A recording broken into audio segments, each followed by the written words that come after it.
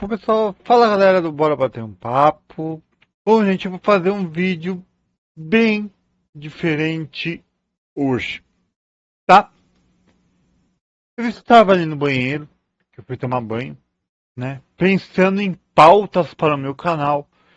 Eu decidi fazer algo bem diferenciado, pelo qual eu já tenho mais ou menos um panorama do que pode acontecer, só que vai ser um teste de desafio para minha capacidade intelectual, certo? E também o quão visionário eu possa ser fazendo análise sobre um assunto que eu não estou vendo ninguém falar, tá?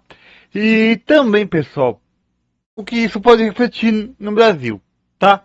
Qual que é o assunto? Eu não li nada, eu vou ler aqui com vocês, tá? Quais são as tendências globais com relação ao ramo econômico, certo? Antes da gente fazer essa análise louca sobre esse tema que vai aprofundar bastante, talvez esse vídeo demore, porque eu vou aprofundar bastante dentro do contexto que vai ser gerado aqui para mim por através de inteligência artificial. E claro, pessoal, as pessoas que têm um certo receio à inteligência artificial, eu também utilizei a ferramenta Google para nos dar as especulações, as estimativas econômicas sobre o globo, né? Então, antes disso tudo, primeiro deixe o like, ative o sino das notificações para não perder nenhum vídeo. Talvez esse vídeo abra uma série de vídeos que eu quero fazer com vocês, do quão visionário eu possa ser com as minhas visões intelectuais e perspectivas que eu tenho de mundo hoje, presente, futuro e presente, futuro e passado, certo? Bom, talvez assim para a gente dar uma pincelada bem dada. As pessoas mais visionárias que tivemos no planeta, que era Leonardo da Vinci, que foi além de ser um artista muito renomado, ele foi muito visionário nas suas ideias, que é Thomas Jefferson, que foi o próprio Steve Jobs, Bill Gates, aqui no Brasil, o Dr. Enéas. Então, essas pessoas que têm algum... o Elon Musk, né? O Elon Musk, que não tem nem o que falar do cara, de tão visionário que ele é. Mas assim, gente, essas pessoas são pessoas ou de QI muito avantajado, ou de QI muito avançado, ou que nem o caso do Enéas, que já é de QI avançado, porém muito estudada, muito aprimorada cognitivamente falando.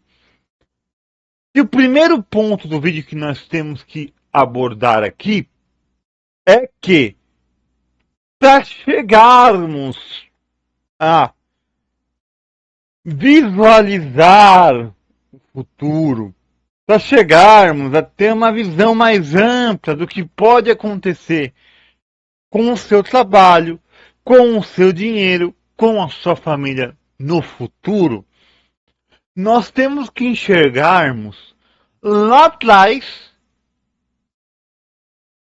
resolver problemas presentes para poder arrumar o futuro.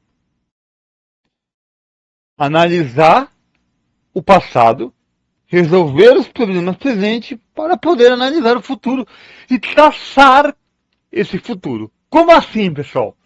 Talvez esse vídeo, só na introdução do vídeo, já sairia um livro. Sairia um livro.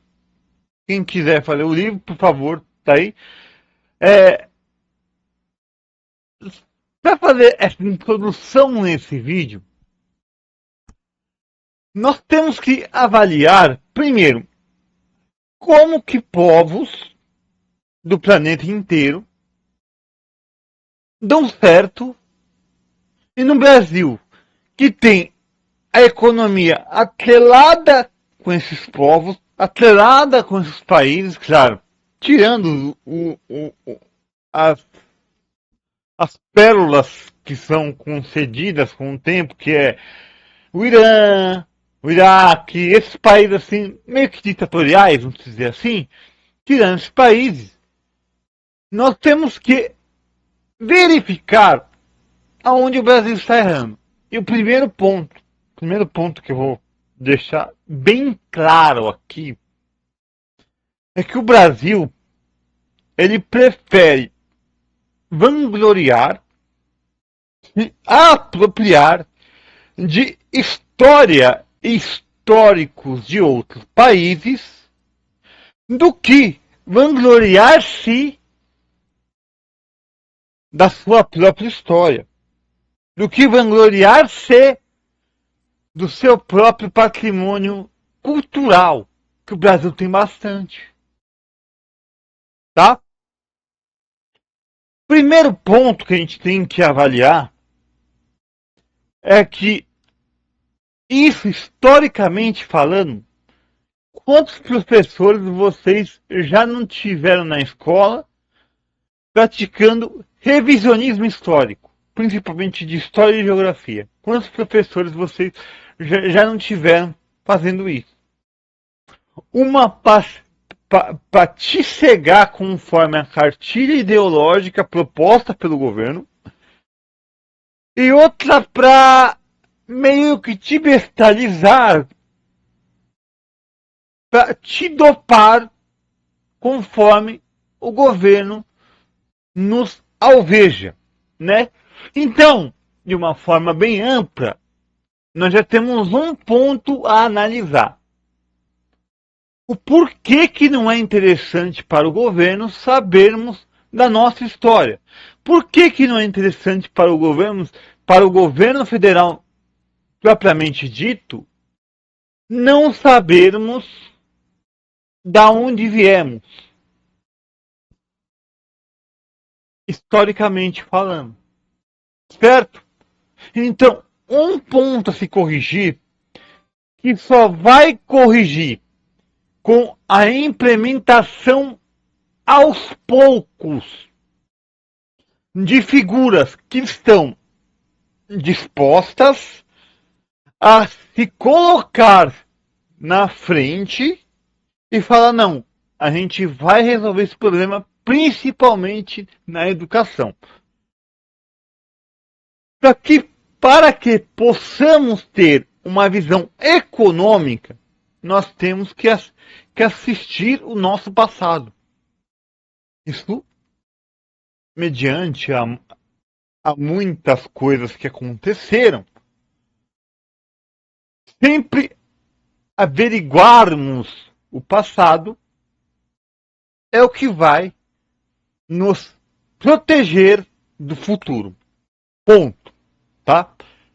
Vamos sair cognitivamente desse assunto e entrarmos em outro assunto que agora é aonde vai começar o vídeo, que é dentro dessa doideira intelectual que nós iremos ter aqui, o primeiro passo dessa doideira intelectual, que vai ser esse título, Doideira Intelectual, parte 1, vai ser falando sobre a economia global, como está andando e qual que é a previsão e aonde se encaixa o nosso país, aonde se encaixa o Brasil, certo? Lembrando, pessoal, esse vídeo não é um vídeo para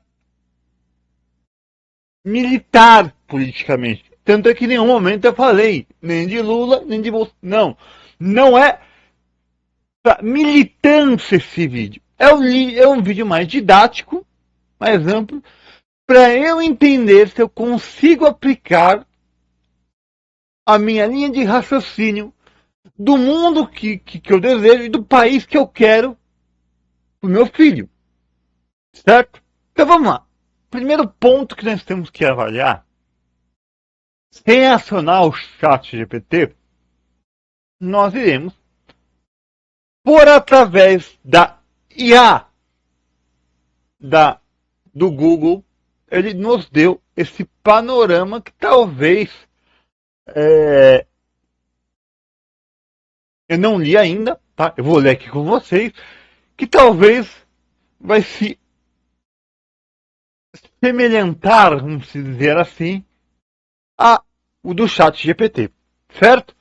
Vamos lá então. Primeiro, a economia global está passando por algumas tendências, como declaração de crescimento. A ONU prevê que o crescimento econômico global desacelere de 2,7% em 2023 para 2,4% em 2024. Aqui nós temos, dando uma base assim, as pessoas não estão planejando mais ter filhos. É bem esse o resumo. Para que basta ter a extinção da humanidade, os primeiros pontos já estão sendo atingidos, que é a falta do interesse entre homem e mulher de planejar ter um filho neste mundo.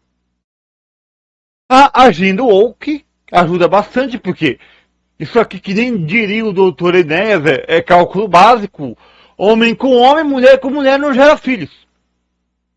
Então essa tendência da agenda woke, esse crescimento da agenda woke também desacelera o desenvolvimento tanto de nascituro quanto econômico.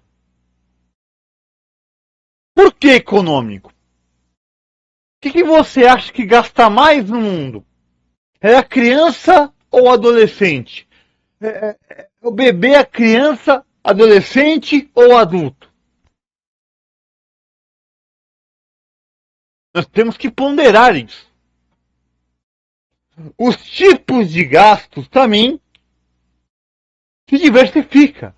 Quando você tem uma galera metendo filho no mundo adoidado, no mundo inteiro,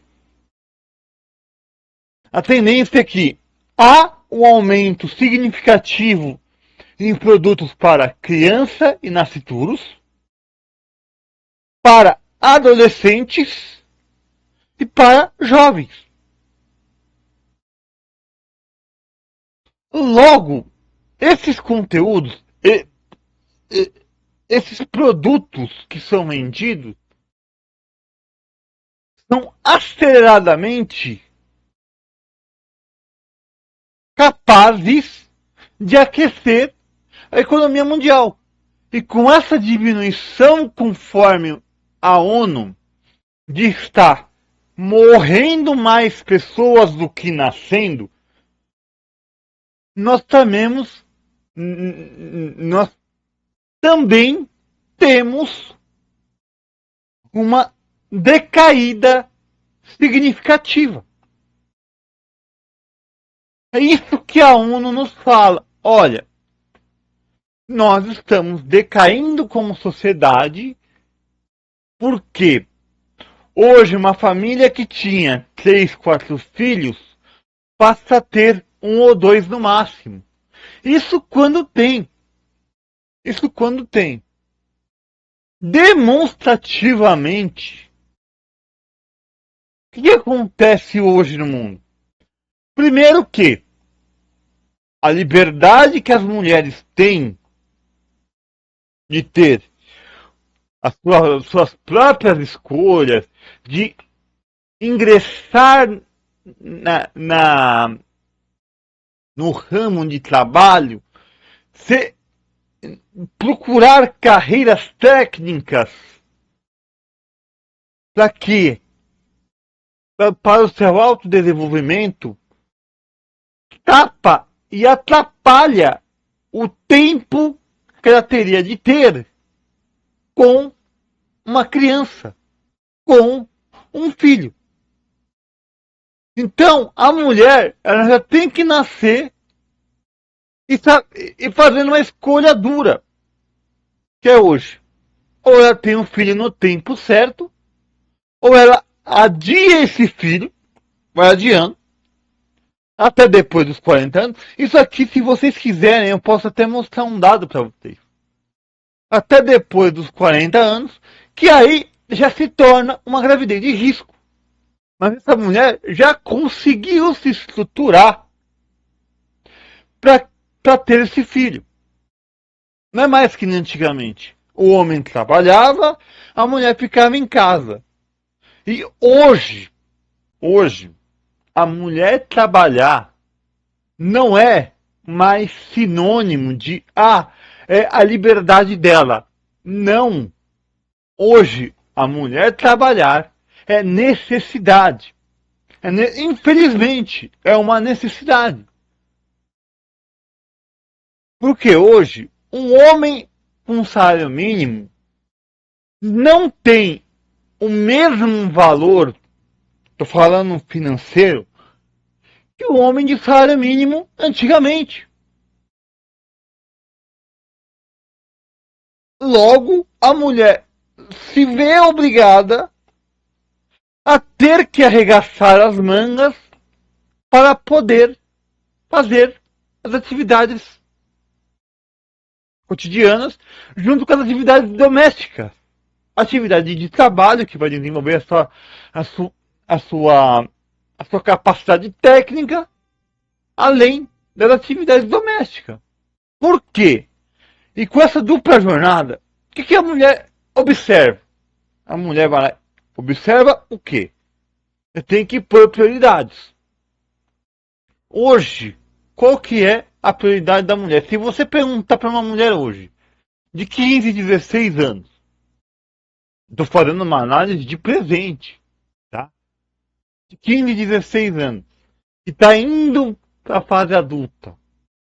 Hoje, o sonho dela ou é ser blogueirinha, ou é ter uma profissão de respeito na sociedade, uma médica, enfermeira, uma cirurgiã, já falei, advogada, bombeira, policial. Hoje a mulher ingressa muito mais nessas áreas.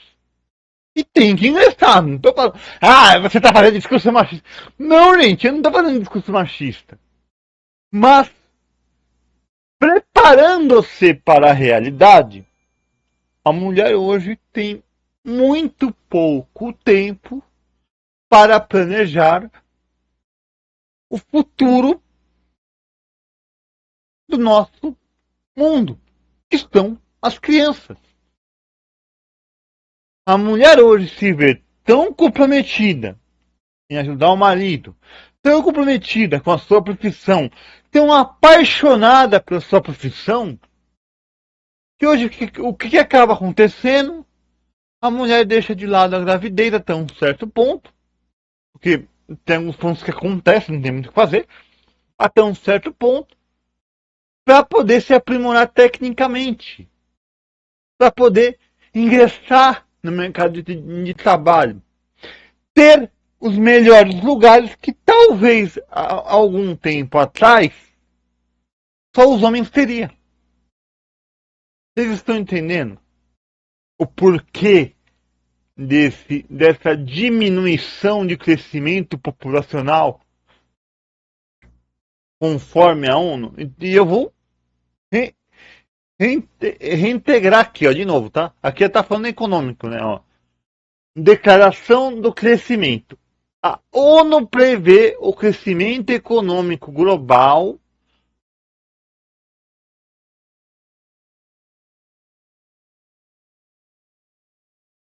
como é que é? ONU prevê o crescimento econômico global desacelere de 2,7 em 2023 para 2,4 em 2024. Isso aqui, gente, é um dos fatores que eu falei que denomina isso. Outro fator. Hoje, cada vez mais, as pessoas criam necessidades. Certo? Elas criam necessidades. Aí é do ser humano. Tem que criar necessidade para ofuscar outras necessidades. E hoje, qual que é o momento global? Qual que é a tensão global? Pelo jeito aqui, o que está acontecendo? A ONU está contando com a pandemia. A pandemia também ajudou a desaceleração do mercado. Porque muita gente ficou em casa, tudo. Essas coisas que todo mundo sabe. Não, eu não estou falando de Brasil, estou falando de mundo, tá? Estou falando de mundo. Então, de acordo com a ONU, teve um déficit de 2,7 para 2,4. Agora, vamos entender o que atrapalha isso na economia. Vamos lá. Inflação. A inflação cai drasticamente, mas ainda é alta em muitos países. O Brasil. O Brasil é a sexta moeda mais desvalorizada do mundo. E mais desvalorizou em 2024 foi o real. Dólar batendo na casa dos R$ 6. O Brasil é um dos países pelos quais se encontra nesse momento. Quer ver o outro país? A Rússia. Quer ver um outro país que estava decaindo economicamente pra caramba por questão de governo? Estados Unidos. Mas com isso, com essa decadência desses países, alguns outros países tiveram uma crescente. São países com uma carga demográfica mundial muito baixa. O que é demografia? Território e população. A Coreia do Sul cresceu muito. A Coreia do Sul cresceu assim. A Coreia do Sul cresceu tanto que ela está importando culturas dela para o mundo inteiro. Para o mundo inteiro. Inclusive, eu recomendo que vocês assistam um documentário que fala sobre a Coreia do Sul no próprio HBO. Que fala sobre essa ascendência muito forte, economicamente falando, da Coreia do Sul. Certo? Mas por que eu estou dando exemplo da Coreia do Sul? Porque assim como a Coreia do Sul, Singapura também cresceu muito. Aí temos um país que territorialmente falando é gigante, que é a Índia. A Índia. A Índia, para vocês terem uma ideia, ela já foi uma potência mundial lá na Idade Média. Como assim? Tudo que os mercantis da Idade Média consumia eram importados da Índia. Tudo. Tanto é, haja vista que as primeiras contaminações pela peste negra venham de navios contaminados da Índia que paravam nos balsos de Marsella. E fora também a primeira arma biológica que foi detonada pelos mongóis jogando os corpos contaminados. Isso aí é uma outra história, tá? Mas a Índia sempre foi muito forte com relação a mercadorias, com relação à venda de mercadorias, à troca de mercadorias. Então a Inglaterra precisava de alguma coisa e ela importava da Índia. Isso aqui é o básico, pessoal. Isso aqui é o básico da história. É o básico. Sexta série. Sexta série. Pelo amor de Deus, sexta série. E aqui, o que está falando aqui da inflação? Caiu, mas ainda é alta. Por que a inflação alta ela retrai tanto a economia? Você aumenta uma demanda, não, você aumenta uma oferta, a demanda é muito menor e aí gera essa inflação. Como assim? Bom, eu vou dar um exemplo bem claro. Teve uma demanda muito alta pelos chips de silício. Acho que eu falo até o contrário, mas tudo bem. Teve uma demanda muito alta pelos chips de silício, que são os que produzem chips para Samsung, para processadores, para slots de memória, memória RAM, essas coisas assim. Por questão da mineração. Por questão da mineração. Teve uma demanda muito alta. Ou seja, o que a inflação tende a acontecer? Tende a subir. Porque estou demandando muita força. Estou demandando muita coisa para aquela área atuante. No caso, silício. No caso, o processador, a memória RAM, a GPU. Isso aqui no mercado de informática. Mas tudo hoje, tudo utiliza mercado de informática. Tudo. Então, se bateu no silício, automaticamente produtos de saúde, produtos de higiene, todo produto que é automatizado vai ter uma subida. Por quê? Para automatizar ficou mais caro. Vocês estão entendendo como é que funciona? Lembrando-se, de novo, a inflação caiu, mas ainda ela é alta, porque é reflexo também do mundo pandêmico.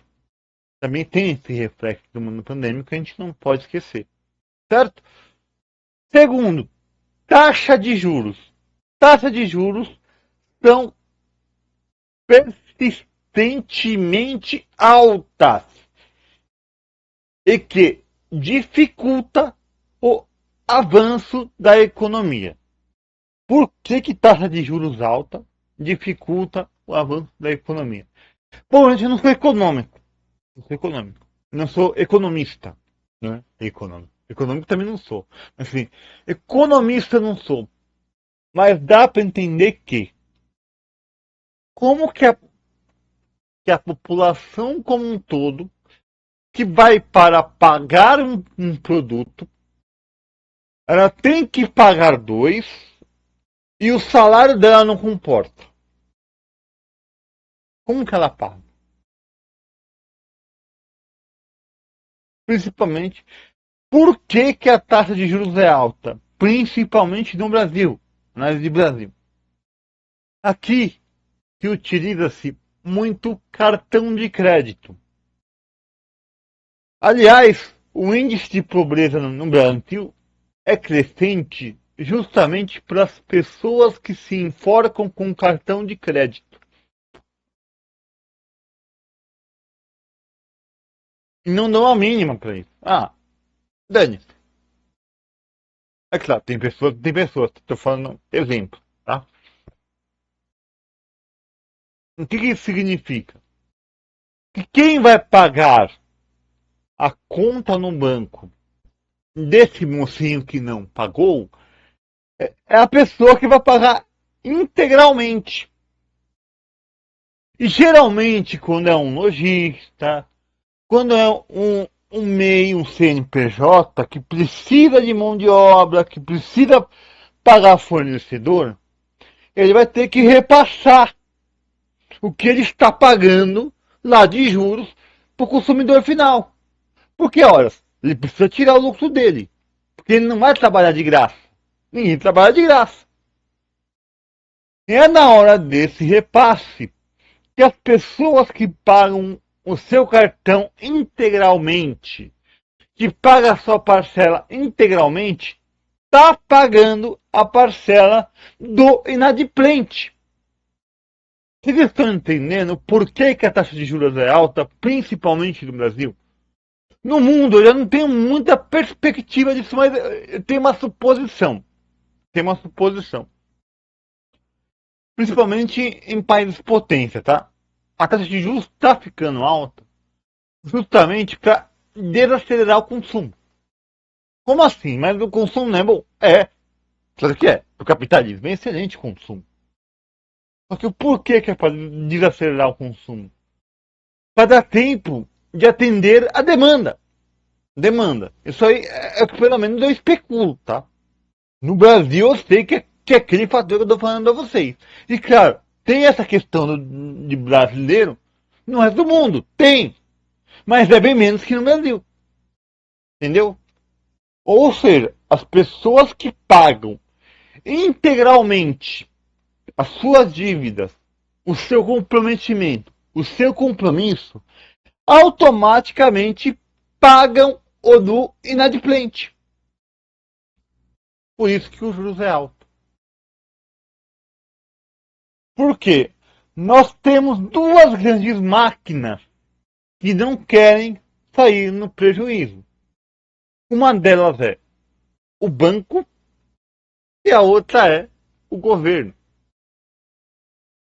Então suponhamos que, logo, para que essas duas máquinas não saiam no prejuízo, quem paga a conta dessas duas máquinas, logo é a população.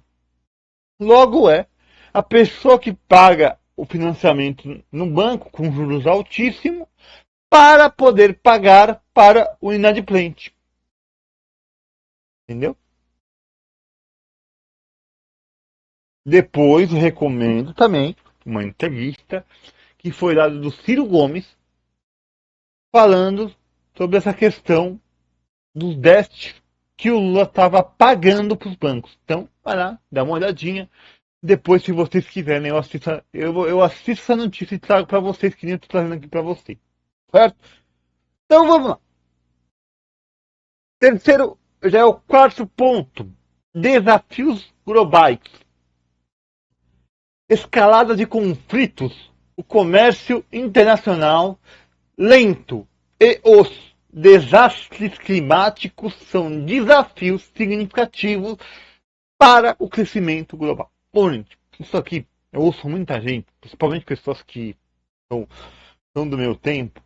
Eu já falei para vocês, né? Vai ser um pouco longo o meu vídeo, porque eu estou ensinando que eu acredito seja 30 minutos, mas tem.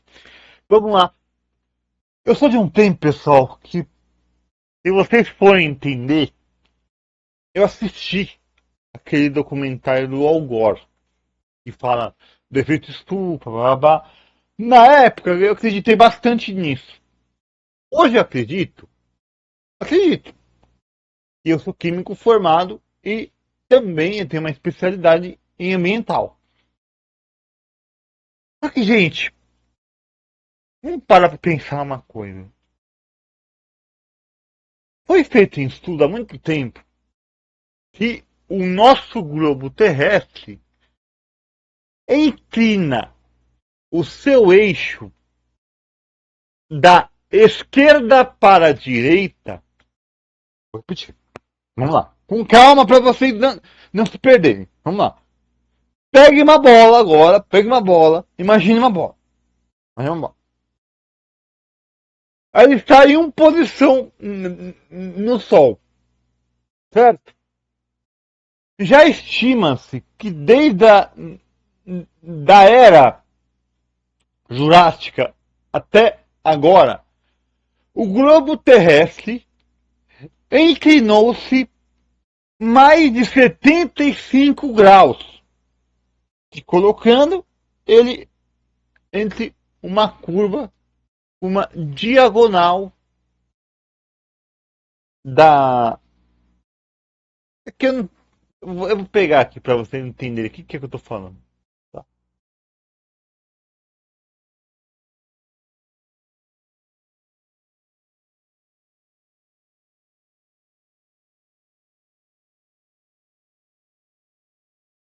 Vou pegar aqui.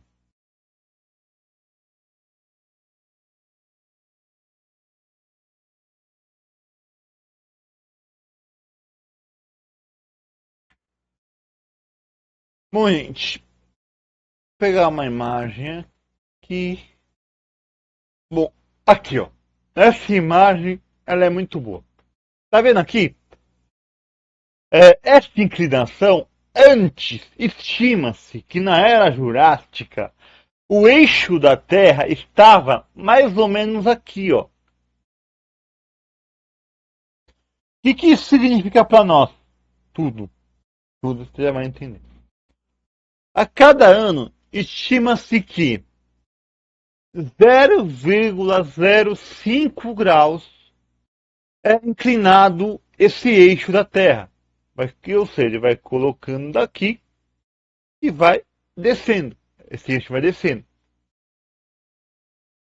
Em alguns lugares do mundo, tende a ficar mais quente por essa questão. Em outros lugares do mundo, tende a ficar mais frio. Certo? O que significa? Nesse posicionamento que o ser humano não tem influência, nem direta e nem indiretamente, nesse posicionamento que não tem influência, já significa, já é um aumento considerável de temperatura na Terra. A cada ano estima-se que também, que eu falei agora, há um aumento de 0,5 graus Celsius. 0,05 graus Celsius em cada ano. Por isso nós temos uma desestabilização por parte do ambiente. Chuva em época errada, estações fora do tempo. É justamente por isso. Se vocês quiserem, e quiserem engajar esse vídeo, que eu acho muito importante, por favor, quem estiver assistindo, mande esse vídeo lá pro Sérgio nos Foguetes. Talvez ele me ajude mais do que eu, porque eu não sou astrônomo, também não tenho. Eu sou um curioso, tá? Dentro das minhas curiosidades, do que eu vi, é basicamente isso. E o que isso significa? Também até há uma alteração na movimentação das correntes. Como assim? Aí ficou difícil, né? Vamos lá. O globo terrestre, em termos de correntes marítima, aqui ó, para você entender, da linha do horizonte para cima, se não me engano, Sérgio do Foguete me ajuda, hein? Ó, da linha do horizonte para cima, as correntes tendem para ser em sentido horário. Da linha do horizonte para baixo, tendem a ser anti-horário. O que isso significa? Aí nós entramos em uma exata das correntes auléoreos, alguma coisa assim, que é meninos, se não me engano, em grego, alguma coisa assim. Depois eu trago um vídeo sobre isso, se vocês quiserem que eu vou atrás da informação do certinho então para vocês. Então, o clima na Terra, resumindo em miúdos, o clima na Terra, se o ser humano já não interferisse sistematicamente, direta ou indiretamente, com lançamento de gases na camada de ozônio não interferisse com relação às queimadas desnecessárias no seu ecossistema como um todo, não só na Amazônia, no Brasil, como no resto do mundo. Se não tivesse pessoas poluindo cada vez mais os rios, etc, etc, principalmente na China, se vocês quiserem, eu trago para vocês esse paraíso que todo mundo aclama como a China, e que se esquece de estar demonstrando quais são os reais fracassos da China, e um deles é ambiental. Eu posso provar isso para vocês. A China está entre um dos países que mais poluem no mundo, e ninguém fala nada.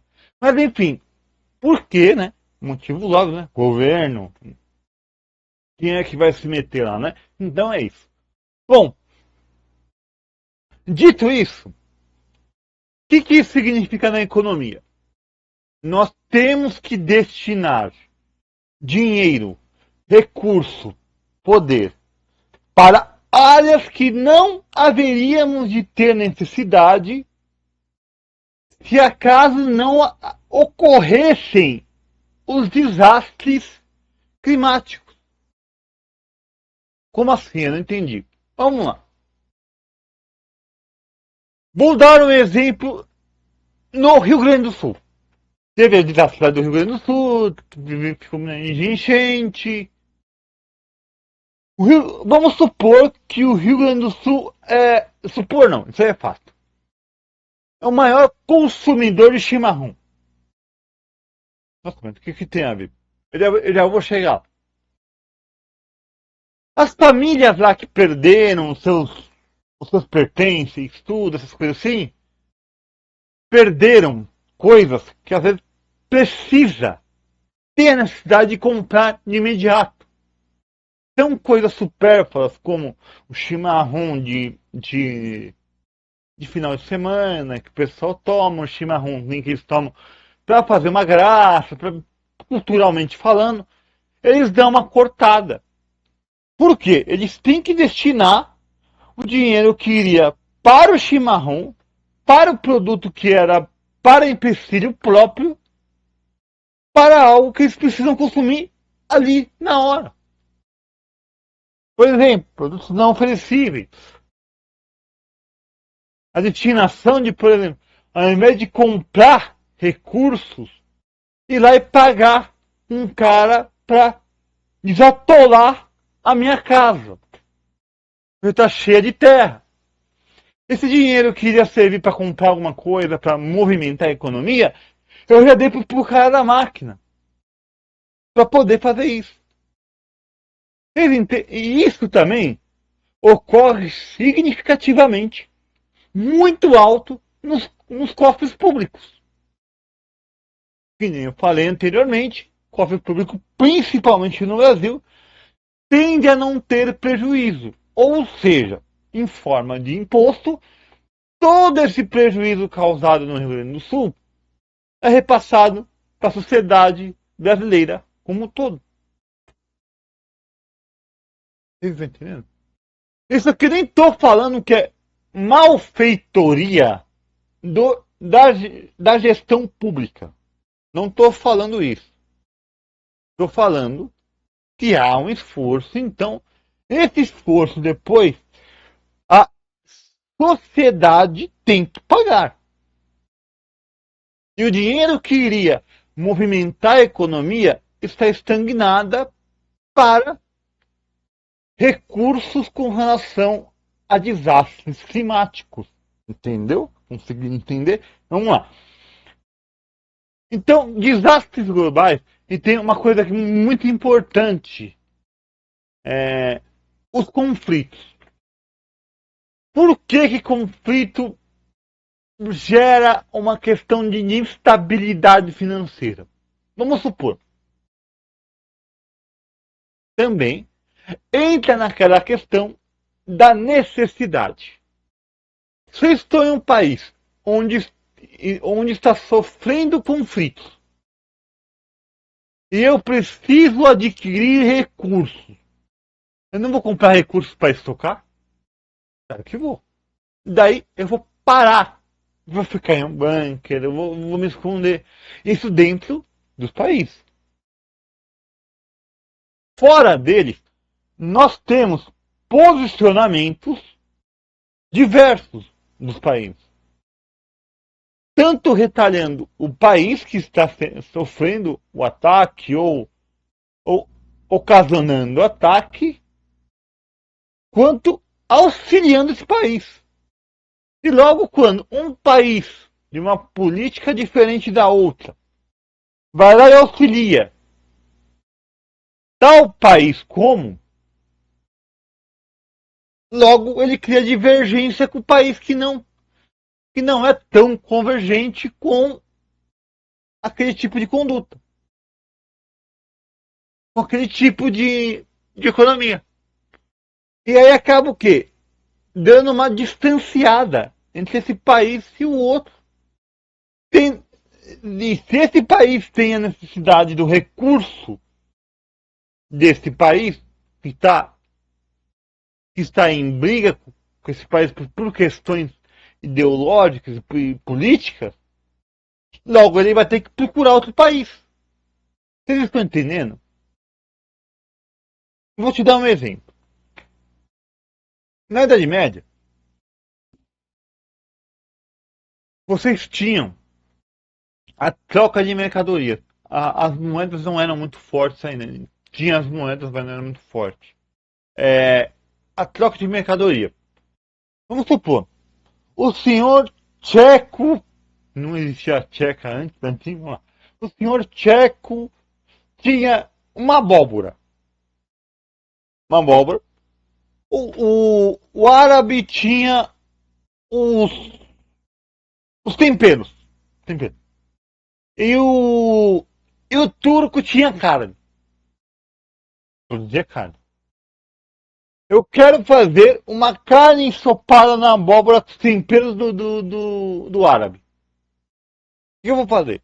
Eu vou negociar com o árabe, vou negociar com o tcheco e eu já tenho a carne. Porém, eu troquei minha carne com o tcheco e com o árabe e ficou tudo isso por isso mesmo. Negociação feita, GG, tudo de boa. Aí entrou o espanhol. O espanhol começou a brigar com o tcheco.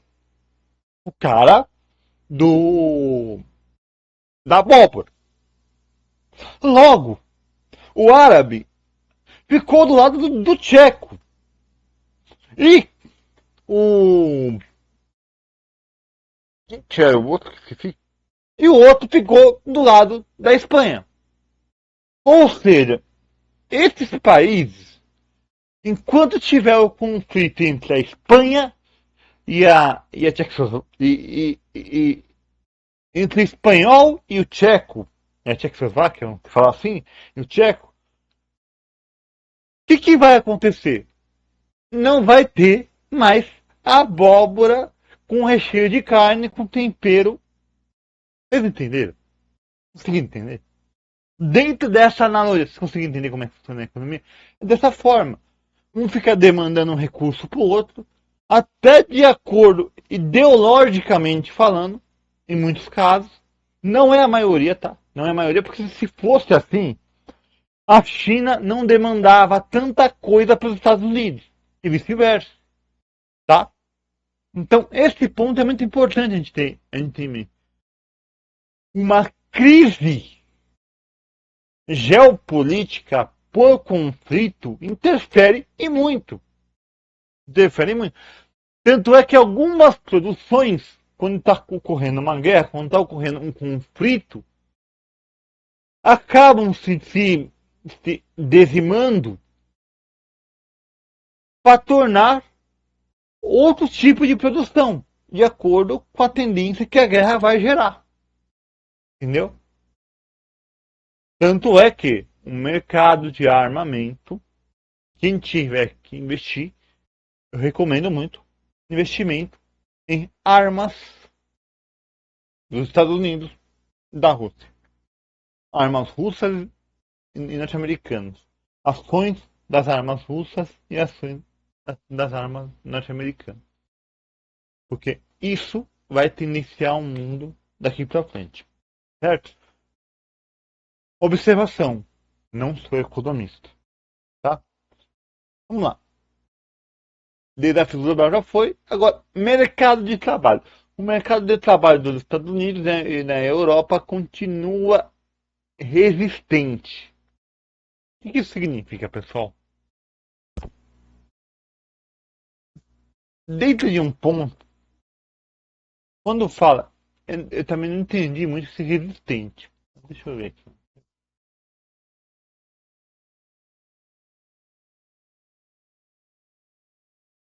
Olha lá, economia mundial, com ímpia. Tá, não vou conseguir. Mas assim, já dá para entender. Em primeiro lugar, por que o mercado de trabalho continua. Eu vou deixar esse tópico para depois, porque também não entendi. Mas vamos lá. Commodity, aqui é outra. Vamos lá, commodity. Preço das commodities continuam caindo, mas ainda estão significativamente acima dos níveis pré-pandemia. Isso que eu já falei. Produtos, oferta e demanda, tem algumas partes de oferta e demanda que está mesmo caindo, certo? Sobre as commodities, pessoal, é aquilo que eu falei, inclusive eu dei o exemplo agora do conflito, certo? Mas na pandemia, por que esse negócio das commodities cai até hoje? Então hoje em dia é devagar o processo, né? Não é muito lento. Primeiro que na pandemia teve que parar significativamente a produção de algo que não era considerado essencial. Se vocês são contra, a favor, é essencial, que não é essencial, gente, pelo amor de Deus, é, é feito um estudo sobre isso, tá? É feito estudo sobre isso. Não é tirado das nádegas, não adianta. É feito estudos, estudo vai lá. Ah, o que é mais essencial? O cara comprar videogame ou o cara ir lá e comprar um respirador? Não é, na época da pandemia era o respirador. O respirador hoje já não é mais essencial. Se a pessoa quiser comprar um videogame, pode comprar um videogame. Vocês estão entendendo? Que tem esse negócio de essencialidade que foi escamorteado no Brasil um tempo, no governo, que eu não vou falar aqui, porque senão as pessoas. Ah, você falou que tinha ser tendencioso. Então não vai ter um tendencioso, tá? Mas é um vídeo educativo que nem tá falando pra vocês aqui, certo? Então, os preços das commodities continuam caindo. Por quê? Procura por essas commodities também caiu. Isso tem que repassar. Então, para repassar, para aumentar a demanda, eles diminuem o preço. Que nem aconteceu com as placas de vídeo, que nem eu falei aqui para vocês. E aqui a gente entra também em uma outra questão, que é assim, quais são os países que geram commodities hoje? A China, Estados Unidos. Não adianta. Brasil é commodities alimentício. Depende milho, trigo, soja, laranja, frutas que vão para lá, café. Esse sim é os commodities brasileiros que vão para fora, certo? Nada contra, por favor, pelo amor de Deus, vamos com calma. Estou falando, gente, é um dado, tá? Então, esses commodities aqui para o Brasil seria algo a ser bem aproveitado, porque são alimentícios. Né? Já se encaixa até naquele fator de ser algo essencial, algo para a vida, comida, entendeu? Então, dentro dessas commodities, quando você já não tem mais a demanda, a procura é menor, você tem que criar demanda. Como cria demanda? Baixando o preço. E quando você baixa o preço e cai o preço, você altera também a taxa de juros. E aí que cai naquela lá. Você não estava procurando. Foi achando um preço bacana. Pagou. Certo? Por que, que a outra pessoa vai pagar uma taxa de juros mais cara? Para compensar aquele que foi mais barato. Para não haver um desequilíbrio na conta desse lojista. Entendeu? Então aqui em commodities, pessoal, pré-pandemia, nós tivemos um aumento significativo muito grande de silício, procura por silício, procura por é, algo de ensinamento básico, algo essencial mesmo para a vida, respirador, tecnologias para aprimoramento, para confecção de vacina. Então, teve tudo isso, principalmente na área médica, principalmente na área medicinal. Isso ficou muito mais caro, ficou caro. E como o mundo não produzia, teve que abaixar a produção por questão pandêmica, para não piorar depois. Gente, tá aqui, gente, ó. Muita gente tem muita coisa contra. Só que isso aqui é história. Se vocês pegarem tudo, vocês vão. Quando acontece um ato desse tão grande de uma pandemia assolar o mundo, pode ser, não estou falando que era o caso da pandemia de Covid, mas pode ser que responsável pela extinção de 75% da população. Por que que eu estou falando 75% da população? Porque foi uma estimativa feita através de relatos daquela época com relação à pandemia de peste negra.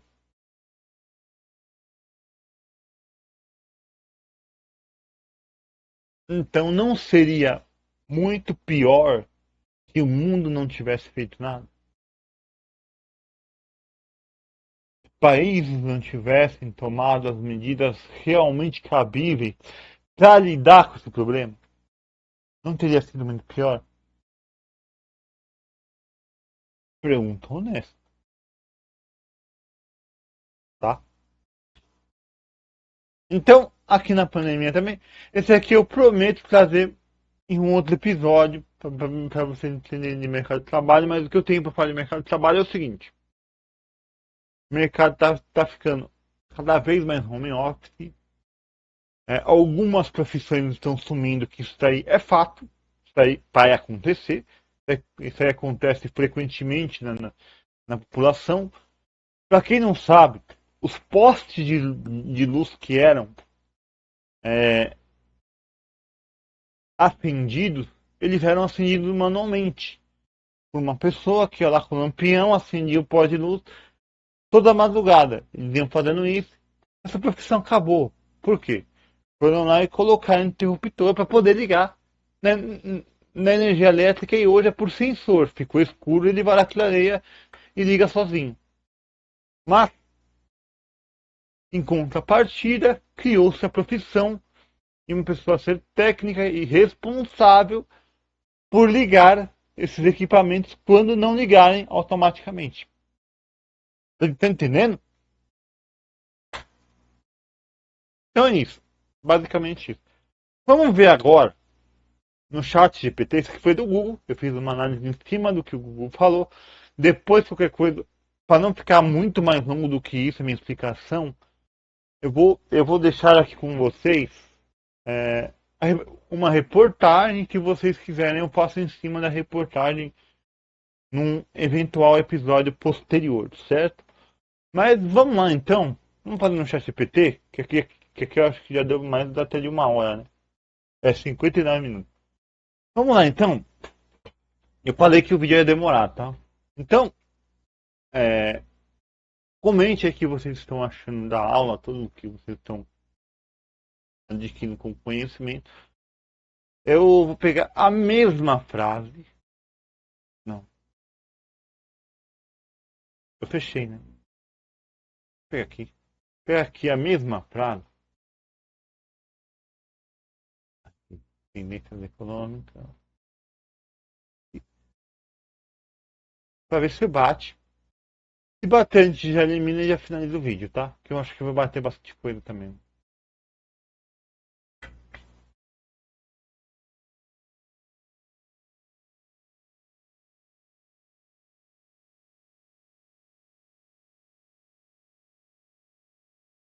Bom, eu já percebi que bateu.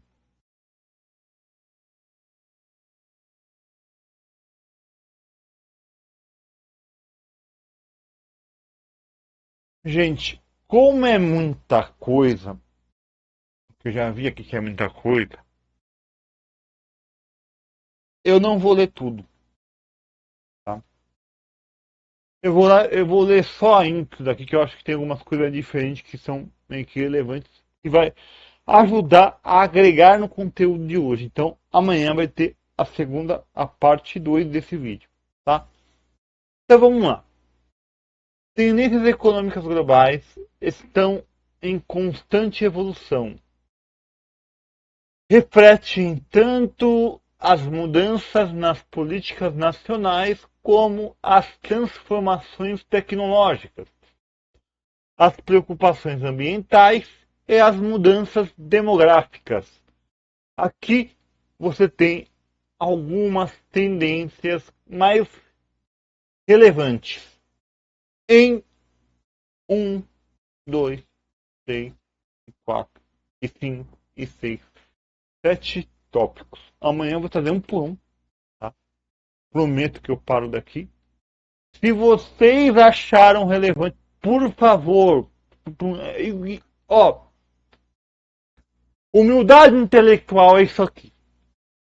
Não sou economista, estou dando a minha opinião, certo? Ensinando algo que eu acho que é meio que uma visão que eu tô, que nem falei, é uma visão que eu tenho de mundo com relação às coisas, certo? Então, se você é economista e quer me ajudar a agregar no valor do meu conteúdo, eu vou aceitar numa boa. Vou aceitar numa boa. Só que sempre com educação, comente aí embaixo e fala, ó, você falou besteira nisso aqui. Nisso daqui eu posso te ajudar. Certo? Se você é historiador, e eu falei, por favor, se vocês quiserem entregar, inclusive, vai, é, a economista Olivia, você pode entregar lá para economista, talvez de economista, o primo pobre, pode entregar lá para o primo rico, pode entregar para o primo rico também esse conteúdo, que eu acho que nem são economista, para conteúdo de economista mesmo, por favor, entregue lá e vê se eu falei alguma besteira, por favor. O Paulo Guedes, se tiver, pode entregar para o Paulo Guedes também, não tem problema. É, historiador, eu acho que, vamos lá, embora eu discorde de uma porrada de visão que ele tem, Marco Antônio Villa, vê lá com ele para ver se algum contexto histórico eu falei besteira. O, o próprio. Ah, tem bastante historiador também. Pesquisa aí, mas o Marco Antônio Villa é o que eu mais estou me lembrando, né, historicamente falando. Ah, o do MBL. O MBL. Também é historiador. Tem dois historiadores, né, inclusive, né? Tem dois historiadores. Por favor, se não me engano, o Bahia ele é. Se não me engano, o Bahia ele é. Por favor, se tiver interesse, comente aí pra mim. Vai me ajudar muito o canal, é claro. Pra fazer isso, tem que passar esse vídeo pra mais pessoas. É, astronomia. Meu, seria um prazer desfrutar do conhecimento do Serjão dos foguetes. Para mim seria um prazer. Eu sou muito fã do trabalho dele, cara. Muito fã. De verdade mesmo. Não existe ninguém no Brasil, ninguém no mundo, que fale tão facilmente de algo tão complexo. Então, por favor, eu recomendo, tá? Quem tiver vontade de estudar astronomia, de estudar ciência, Sérgio dos Foguetes é muito show e seria muito bom se esse vídeo caísse no colo dele para a gente entender um pouco, né, também, inclusive, das questões climáticas, né? Questões climáticas que é muito importante hoje, que hoje eu duvido de uma porrada de coisa que foi dita no Al Gore, no documentário do Al Gore, certo? Então, estou aberto, pessoal. Estou aberto a críticas. Podem fazer críticas, eu vou a sites, pesquiso e falo, ó, aqui nesse tópico eu errei. Ou nesse tópico estava certo, porém você se equivocou na informação de tempo tal, que já foi comprovado. Vai ser assim, tá? Conteúdos assim, pessoal, eu pretendo trazer com frequência aqui agora, tá? Para vocês terem um aprimoramento de sabendo interpretar o que está lendo. Certo? Inclusive, parte da história islâmica lá que eu falei e tudo, também é outro conteúdo, tá? Que é preciso estudar bastante e eu preciso trazer esse conteúdo para vocês, tá? Então é isso. Espero que vocês tenham gostado aí de um vídeo mais didático, uma coisa que eu gosto de fazer, que é ensinar. Não sou professor de absolutamente nada, que nem vocês viram aí. Pode ser que eu falei um monte de asneira, também não pode. E assim, tiver alguma coisa a agregar ao valor do canal, se quiser comentar, por favor, engaje meu canal para que ele cresça. E assim, nós temos cada vez mais pessoas com QIs mais privilegiados no nosso país. Estamos precisando.